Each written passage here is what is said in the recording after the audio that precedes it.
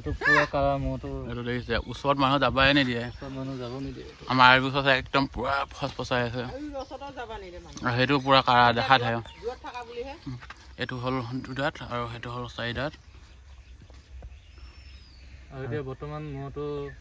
বাহিৰত উলিয়াই আনা নাই ঘৰৰ ভিতৰতে বান্ধি ৰাখিছে এইটো খুঁটি এইটো মালিক নাই কাৰণে বিশেষকৈ গঁৰাল নাই কাৰণে মালিক নাই কাৰণে আপোনালোক ভিতৰত আছে বাহিৰৰ পৰা এবাৰ দেখাই দিছোঁ আপোনালোকক 2-1 মিনিটৰ ভিডিঅ' হ'ব আৰু ভিডিঅ'টো বেছি দীঘল নহয় বাৰু এটা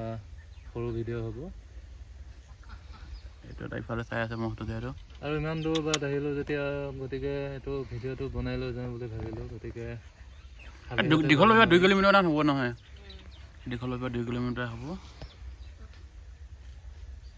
মহ মাৰি পাম বুলি কয় আৰু দীঘল বহি পৰা 2 কিলোমিটাৰ মহ মাৰি পাম আপোনালোকে জানে আপোনালোকে সোমাই আহিব ইটা পাব ইটা ভাটাটোৰ পৰা অকণমান আহিলে পূবত এই মহটো পোৱা যায় দেখিছে মহটো সেইটো ভাল হৈছে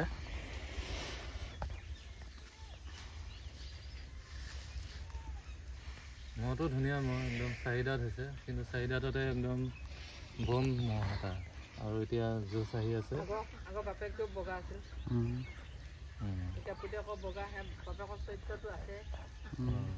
মাৰিব নাই মাইকী মহকেইটা পঠাই দিলে এতিয়া মতাকেইটা ঘৰতে আছে আৰু এইফালে ঘাঁহৰ কাৰণে খুব ভাল